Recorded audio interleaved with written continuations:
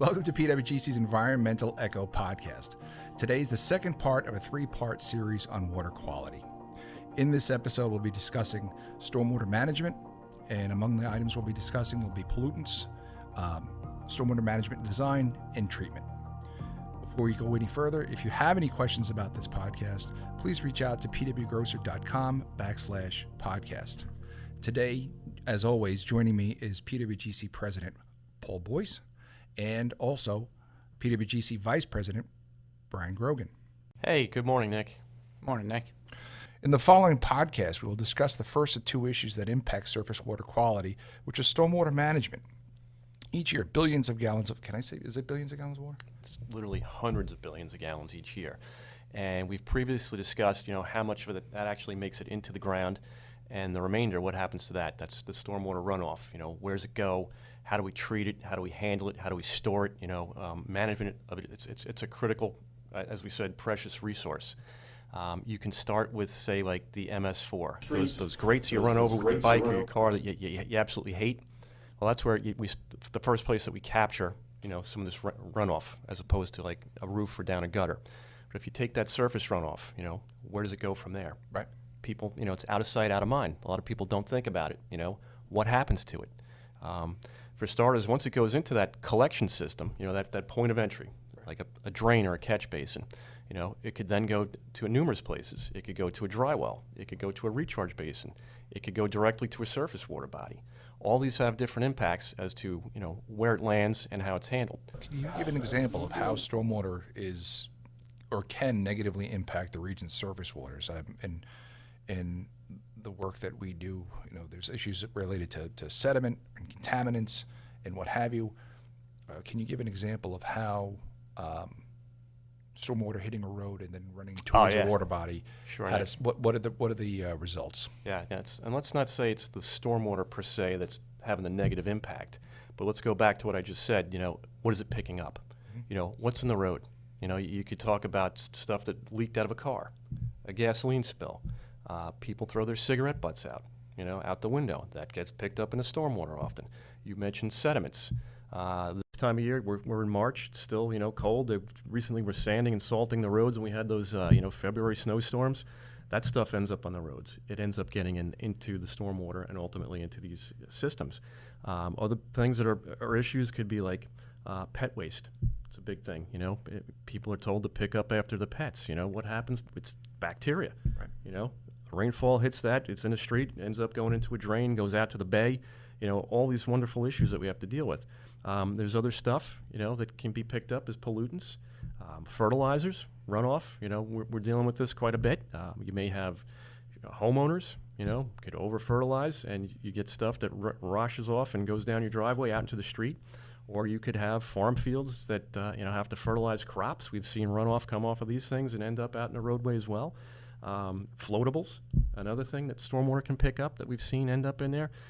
Back before they banned like styrofoam coffee cups, how wonderful those things tend to float.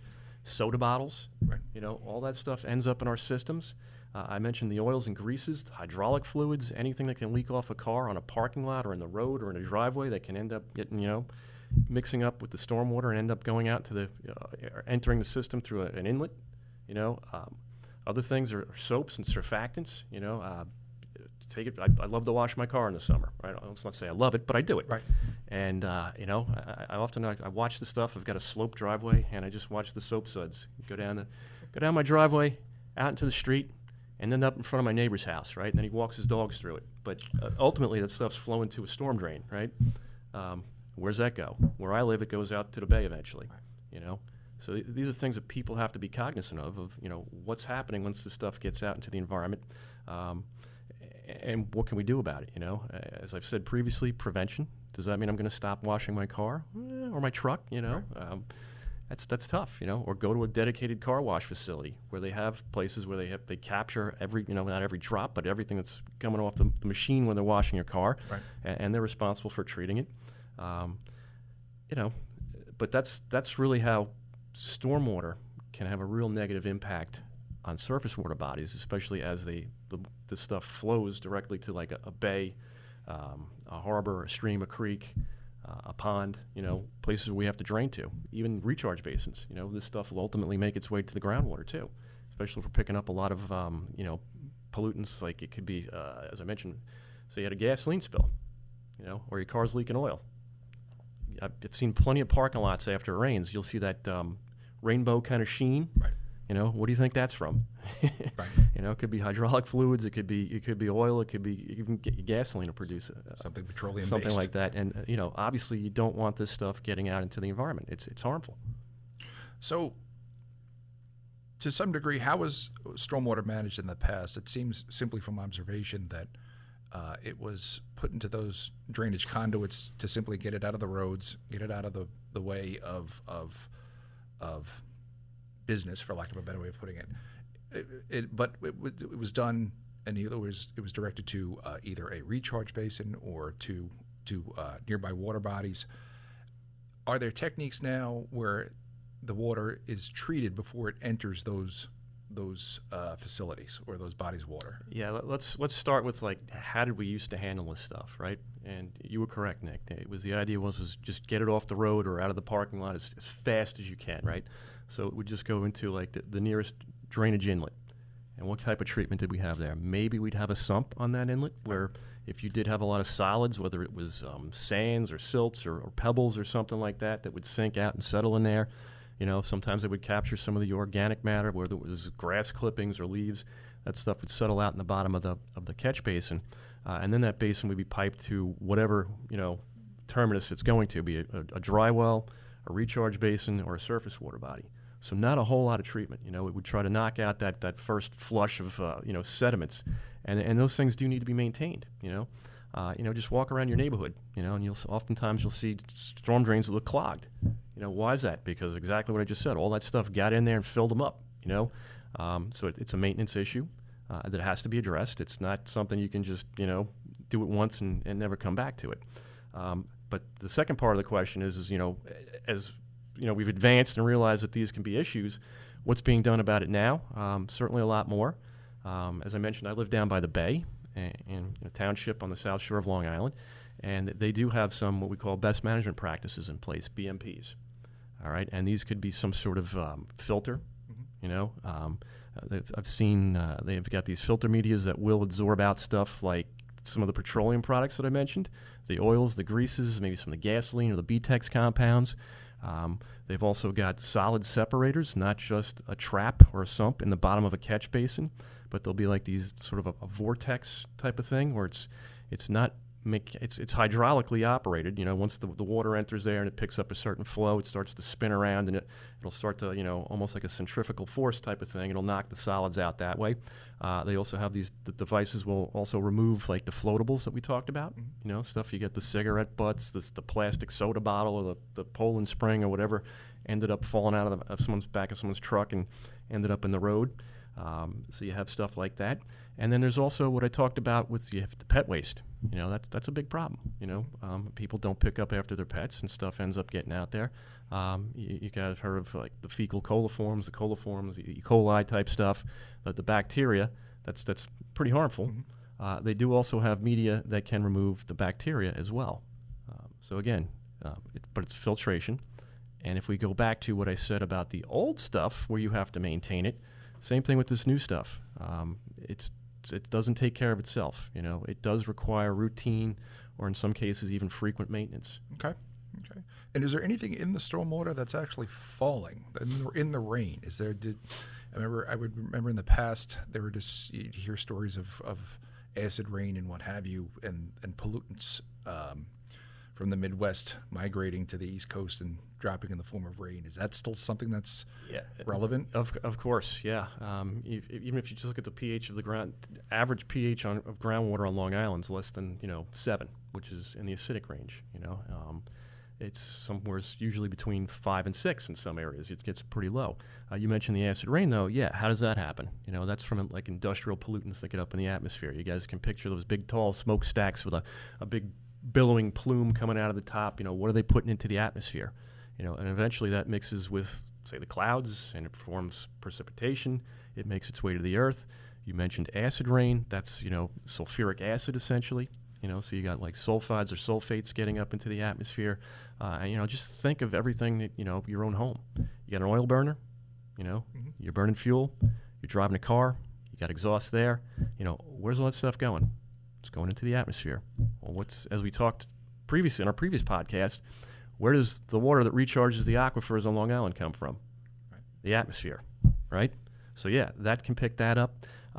We've also, we haven't talked about this yet, but atmospheric deposition of nitrogen. Yep. So it's another component. The air we breathe, 78% nitrogen. It's not there's oxygen in it, but to a much lesser extent than this inert, N2 gas, the nitrogen. But that'll be picked up in the precipitation, land on the earth, and it's a much smaller component than, say, like fertilizer, which will have a lot of nitrogen in it. But that still adds to what's getting on the earth. Does it end up percolating through the surface, or does it end up at runoff? And does that runoff end up in a surface water body? Nitrogen, we said, is a nutrient. We talked about the brown brown tides, red tides, the algal blooms. All that stuff contributes to either to a greater or lesser extent. So yeah, absolutely, you can have pollutants getting into the rain via the atmosphere. Okay. Are those pollutants, are they removed naturally during the percolation process as the rain hits the ground and migrates towards the groundwater? Well, it's going to depend on a lot of things. All right. If say you have the acid rain, you've got a very low pH. How do you deal with that? You generally, there's a few ways we can deal with it, but one is with the sulfuric acid type stuff, acid neutralization. Here in Long Island, we don't have hard water. All right, so that hardness factor, calcium, would be something to neutralize it. So here in Long Island, as I said, we've got a low pH, so you're not really seeing a lot of that. The nitrogen deposition we just talked about, as that enters, nitrogen's pretty conservative. It's really tough to break it down, but it can happen. But to a large extent, it's going to make it to the surface water or even to the groundwater. So it's once that stuff's in the rainfall, it's very difficult to get it out. And most of the systems that I mentioned before are not there to treat that type of pollutant. It was more for like solids removal, the oils and greases, bacteria. I keep saying the floatables, but that's just the trash and debris that gets left on the street or ends up in the street and ends up going into a storm drain inlet. Okay. Now we're going to be discussing the nitrogen issue in depth in our upcoming podcast, but in regard to what you said before about there being nitrogen within the stormwater, rainwater, to what degree does that contribute to Long Island's nitrogen issue? It's going to contribute to a lesser extent than, as I said, some other bigger topics which we'll touch on later, which would be wastewater, fertilizers, and other sources. It's a smaller percent than the others, but it does contribute. Yeah, it's definitely less than 5-10% of what normally makes up our nitrogen issues here. Big time, it's wastewater and fertilizers are the two biggest components. Understood. Now, there are emerging methods to treating stormwater runoff, stormwater management, what have you, known as green infrastructure. And I know that we have been involved in multiple projects in developing and implementing such means of treatment. These include bioswales or green roofs or porous pavements or what have you. Can you briefly explain these applications and the environmental benefit and what they can and cannot do? Oh, absolutely. Nick, as you know from working at PW Grosser, we have been involved with some green roofs. We've also been involved with the bioswales and rain gardens. These are all, sort of organic or natural type of means to handle stormwater and even treat some of the pollutants. We could start with, take a rain garden, New York City, I love what they're doing in New York City. I don't know if everyone loves what they're doing, but in this application, they're actually building these little rain gardens in between, say, the sidewalk and the road, where you have like that little strip, And so what they do is they'll cut like an inlet and an outlet, and in that garden, it's going to be an engineered type of situation with sand and engineered soil and an underdrain system, and even down to the plants that go into the rain garden. They'll be very specific to sort of native plants, but that will also have an uptake of the water and some of the nutrients and everything else. So as the water flows down the street, it's channeled into the inlet of this rain garden.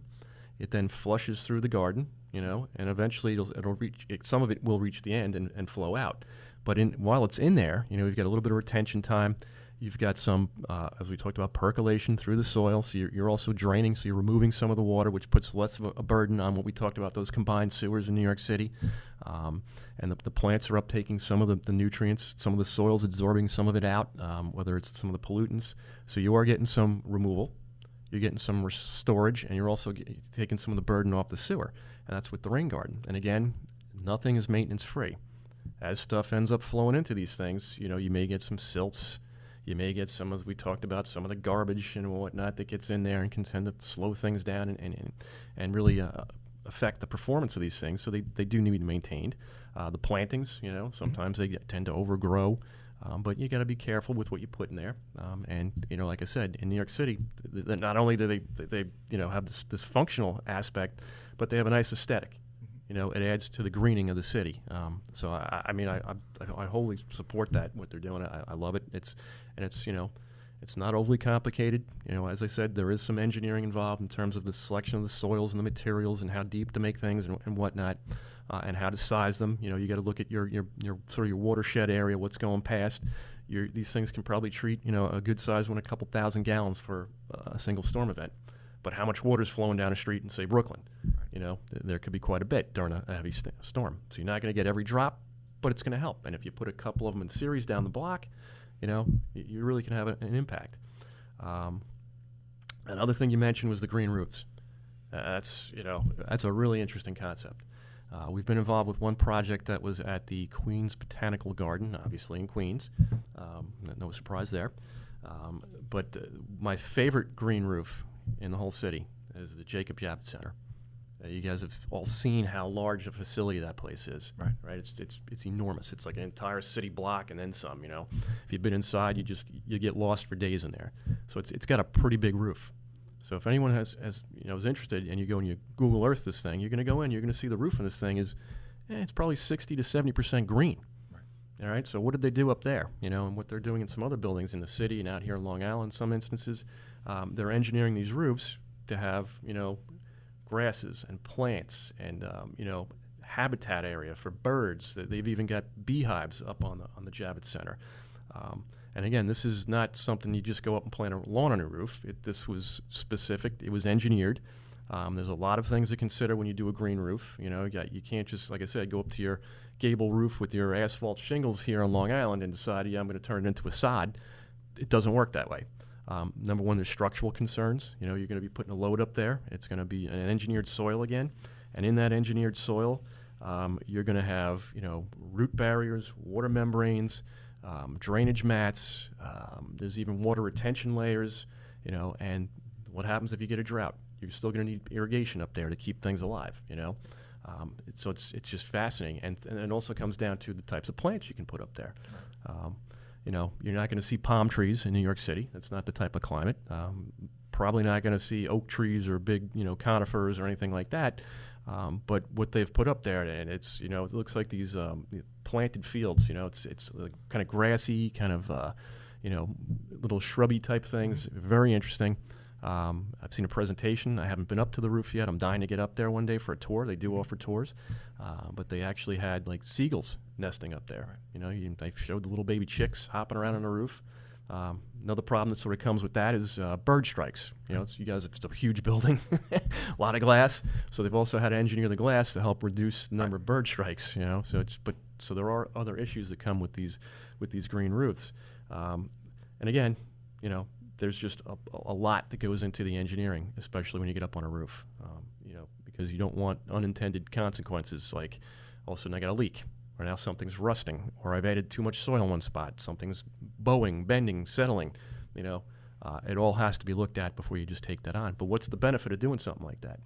Now you're using some of the stormwater runoff. Again, it's not going into the combined sewer down into the street. There's generally not a lot of pollutants up on your roof, all right? But you still may get some of that atmospheric deposition type stuff. You're handling some of that, and it can be an aesthetic thing too. It can look nice. You know, but like I said, they've built that roof. It's big enough where you can certainly go walking on it like it's a park. I know that there's at the municipal level, there's evolving rules and regulations that are being applied to the management of stormwater. I know that PWGC is working on a project out in Montauk on behalf of the town of East Hampton.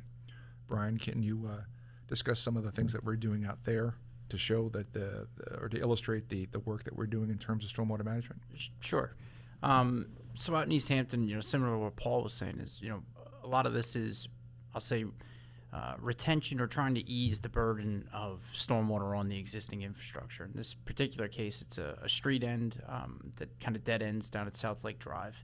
The water basically right now runs, you know, off the asphalt road in the parking lot and right into the waterway.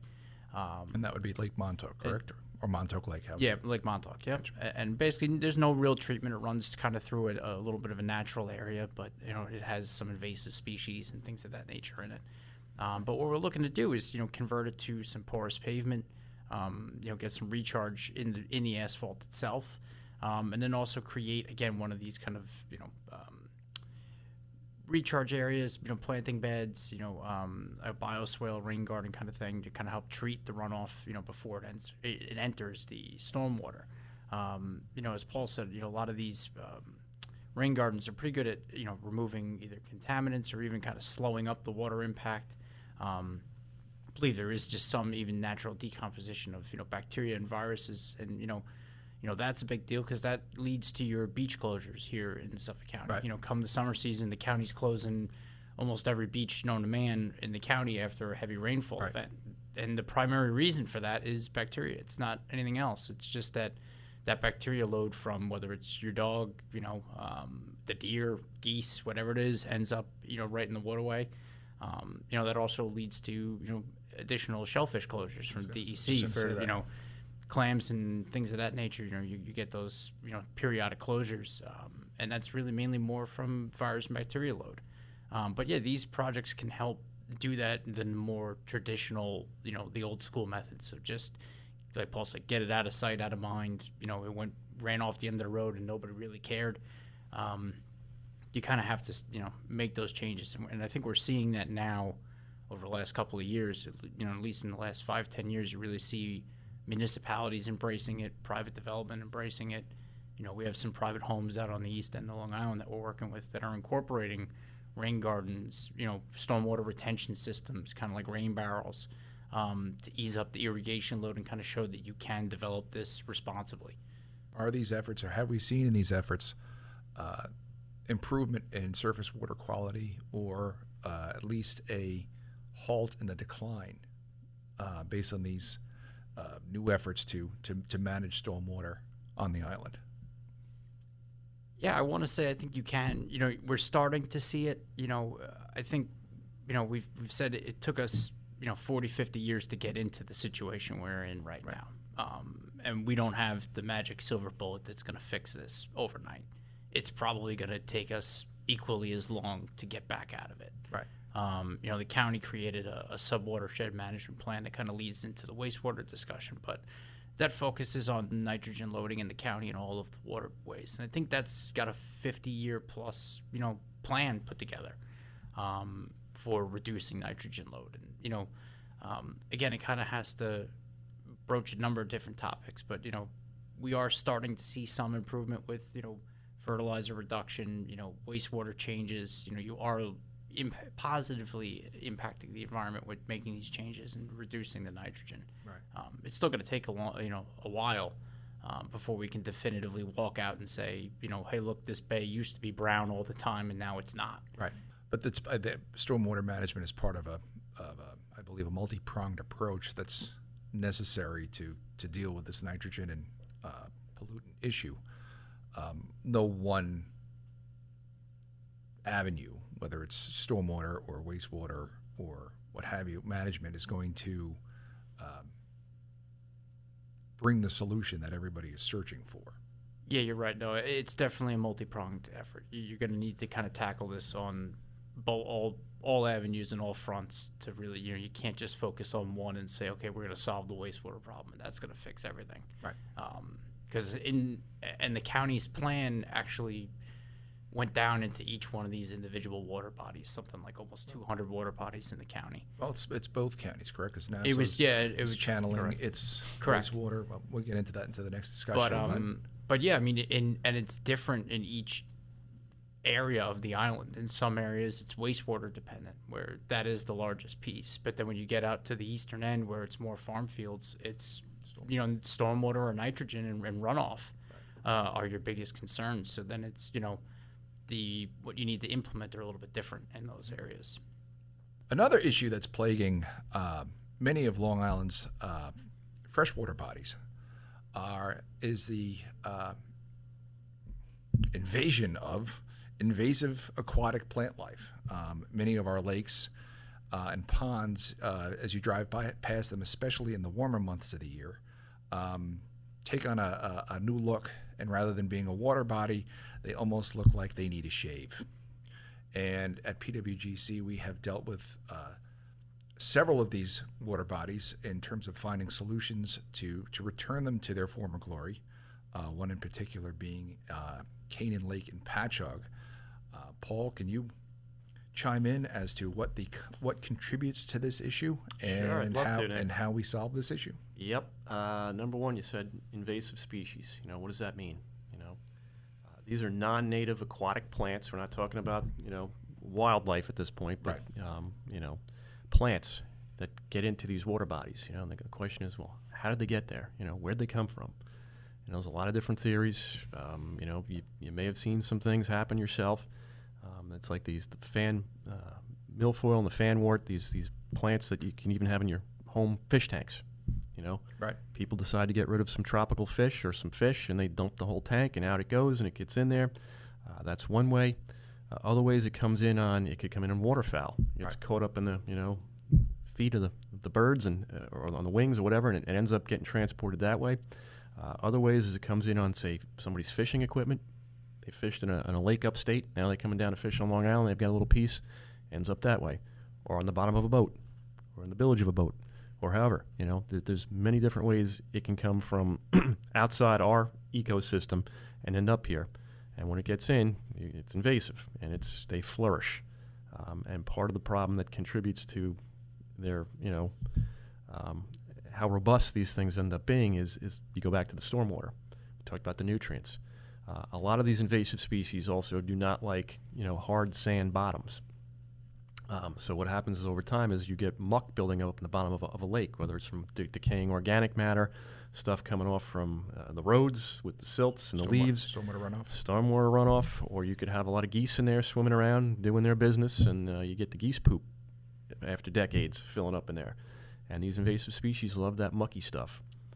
And as you mentioned, they can get so prolific, it looks like you could almost walk on water. It looks like a lawn almost, as opposed to, a pond or a lake that people used to go and fish and swim and kayak and boat on. Right. It just becomes prohibitive. You can't do any of that stuff. You can't throw a lure out there anymore and expect to get it back. You paddle a kayak, you're going to get tangled up. Swimming, forget it. So these things are a huge problem from the functionality of the lake as well as to the aesthetics. And then it chokes out other things, the fish that you wanted to go catch, But how do you deal with this stuff? It's difficult. Prevention's almost, as I said, if a bird's bringing something in, it's impossible. Right. But upstate, I know there are lakes where you have to go and power wash your boat before you put it in there. Right. Same thing with your fishing equipment. They're very, very, cognizant of these issues. Here on Long Island, I don't believe there's anything quite that stringent yet. But then, how do you remediate this stuff once it gets in there? There's numerous methods. None of them are, let's say, inexpensive. Right. From harvesting the stuff, with lake harvesters where they Right. go out in there and they do rip it up and cut it up. The problem with that is when you start to rip and cut, the stuff will end up breaking apart, going downstream, and creating a problem in your neighbor's lake, downstream from you, or going out to the bay or whatever. There's benthic mats that you can drop on top of it to prevent sunlight from getting to it. The stuff can't grow in very deep water. Like 6 to 10 feet might be the max for some of this stuff. Then there's what we did at Canaan Lake. Right. We drain the lake and scrape the muck. Right. As I said, it won't grow in that hard sandy bottom. how do I keep the muck from coming back? Well, I can't keep the geese out. Right. Well, we talked about some of the stormwater stuff that you can address. So this stuff, it's a huge issue, and we're seeing it all across the island, and in conjunction with the other issues we spoke about.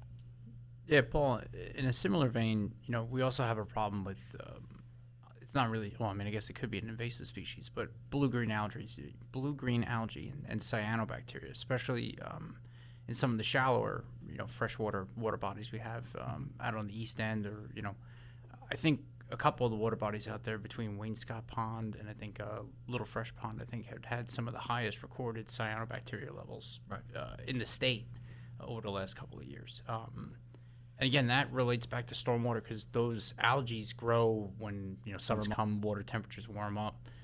It almost looks like pea soup kind of out there. Right. And that's the bacteria that it is dangerous. It is fatal to humans, dogs. I think there was a news report a couple of years ago of a dog drinking from a lake and ultimately passing from it.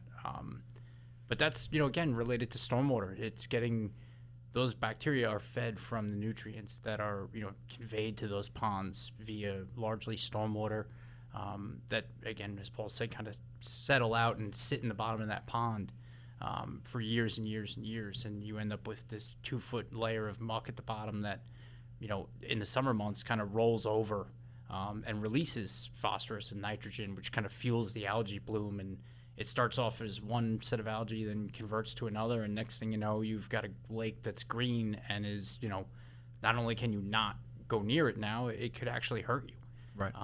And that's something that I think we're starting to see some more action on, again, making these improvements to try to prevent those or coming up with ways to kind of fix it because it's, it's a costly endeavor to come in and kind of rectify it. Right. But it's something I think that definitely needs to be done.